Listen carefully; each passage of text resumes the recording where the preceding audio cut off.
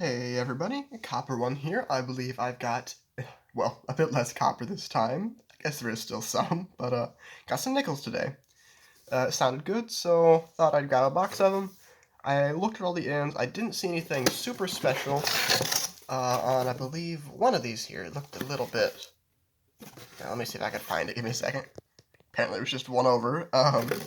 Right here, I found this one, which looks like a fairly nice oldie. It's about the only real thing to an ender I got. I found like a 1960 on the end of one, but you know, that's not all that significant. It's just a, average shape, I guess.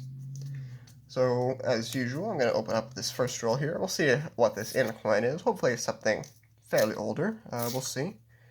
It is, as usual, looking for things like buffalo nickels. I usually find a good few buffalo nickels. War nickels, of course. Let's see, what is this here? That has a really nice coin. Let's see here. The date is no mint mark, so it's Philadelphia. But it is a 1960, is that what that is? Focus on here. Yep, there we go. 1960, Philadelphia. Really nice shape. I'll definitely be keeping that one. Usually don't keep 60s, because they are fairly common, but this is a beautiful example. Of course, steps are not there, very weak. That's not uncommon. So, we'll be looking for things like this one here. The steps, actually, looking at them, they are okay for an older nickel like this. But we are going to be looking for, like I said earlier, buffaloes, proofs. I have found a couple proof nickels before. Buffaloes are probably the thing, like, most sought after that I find fairly frequently. Found a D mint mark here. Oh, it's just a 64, okay. It doesn't seem like there is a whole lot else in this roll other than that, nice 1960. I might look for a few varieties. I don't really have a scope, so it'll be kind of hard for me to see a fair bit of them. But I will look for a couple, certainly. And 2009 nickels, things like that. V nickels, obviously. I've only ever found one of those, but we'll see. I'll bring y'all in if I find anything fairly noteworthy.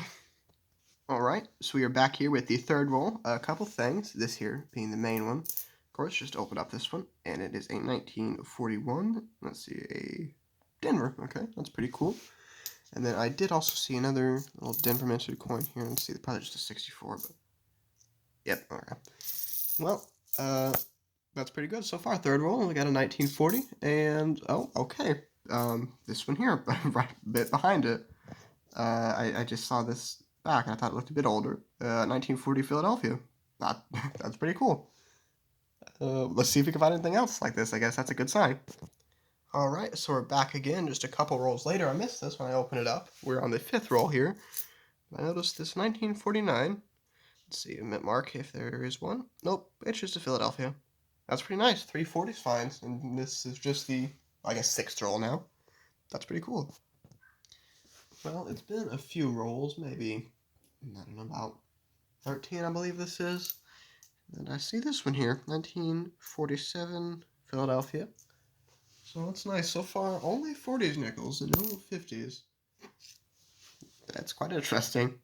Let's see if this trend continues. Maybe we get some nice stuff. Alrighty, we're a little bit later. Make sure I have the camera on here right. I saw this one. Notice it's a little bit, well, maybe not. I don't know. Anyway, I saw this one here. Looked a bit older. I saw there was a D marker. I did already flip it over. It is a 1940. Fairly nice, I would say, for a 40D anyway. So that's pretty nice. And this one here looked a little bit older too. That's just, oh, it's just a 64. Alright, that's nice, a 1940. And a Denver to boot. That's pretty cool. Alright, so this is, I believe, 2 rolls after that last find, and we've got a 1948 here. A Philadelphia. I'm still not quite sure what to think about this box. I've had some decent finds, but it's strange because I've not found any 1950s. But I'll gladly take 1940s nickels. Let's see if we can find some more. Alright, a little bit more than halfway through the box. I grabbed a couple nice 1970s coins. I won't worry about them. But I noticed this here in this roll, and just saw the back of it. Let's see if I can get this in there right. There we go. You see an estimate mark, which means this is from, I believe, 54 or before. So let's see. 48. That's pretty nice. That is the lowest vintage of the year, but still, fairly common nickel. But that's pretty nice to see. Well, it's a bit later, but I saw this one and I flipped it over, and it was a 1951. So I got a nice 51 Philly, which is actually the first from the 50s. Alright, let's see if we can find some more. Well, I didn't think this was going to be a very good hunt, because we went quite a few rolls, but didn't find anything. On the 46 roll, I even consider not posting this video here, but I see something pretty nice. And yep, there is no date. So if we zoom in here a little bit, it already is, okay.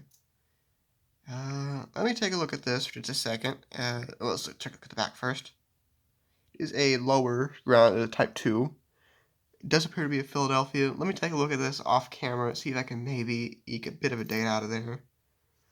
And I'll come back to y'all. So I couldn't really see. I'd say I could probably see better on camera here a little bit, but it's really hard to tell. It is worn pretty bad on the front. The back doesn't look, all that bad. You can see fairly clear where the mint mark would be. So this is definitely a Philadelphia Buffalo, but I will probably have to use Nicodate on this, unfortunately. We'll do that a bit later, though. Second to last roll here, and I found this. It is a D. I flipped it over already. It's a 55D, which, common date, but an older nickel nonetheless. Alright, so we are here in the final wrap-up. That Buffalo, I did have to Nicodate it, unfortunately, but it is a 1916 Philadelphia. So, not really worth a whole lot, unless, of course, it's like the double die, which I don't believe it is. And even if it was, it would be almost impossible to tell at this rate, with Nicodate and whatnot. But yeah, it's a fairly nice 1916 Philadelphia. Surprised the back looks, I would say it looks quite nice for 1916. At least in the reverse. The obverse is very clearly worn. But that's pretty nice, a 1916. We had two 40s, 140p and 140D. So if the camera would stop refocusing, that would be nice. We had a 41 Denver, which is pretty nice. This is the 47 Philadelphia. We got two 48s, one Philadelphia, one San Francisco. Oh goodness, this camera is... Okay, there we go. And the San Francisco, I don't believe I actually have that in my album, so that's probably the only one that will go in the album. Because I do have a fairly good bit of my nickels filled out. The 49 Philadelphia. The 51 Philadelphia. And a 55. Was this a Denver? Yes, a Denver. So that is pretty cool to have, I suppose. So, not all that many finds, I would say. But, we did get a Buffalo, which is pretty nice. And a lot of 40s finds, like that box of pennies. Did also pull out a few nicer coins. This 60, which was the Ender. A 76, pretty nice condition. A 78, a 79, and let's see, what is this one? A 86, I believe? Yes, 86. Denver. I pulled out several coins, and I did decide to throw a few back because they weren't quite good enough. Because there are a lot of nicer coins. But I thought I'd keep these. I might actually put a couple of these back. I'm not quite sure. I'll definitely keep that 60. That's beautiful. I found this, and I thought it was interesting. I saw it, and at first I'm like, wow, it looks like that's been silver-plated.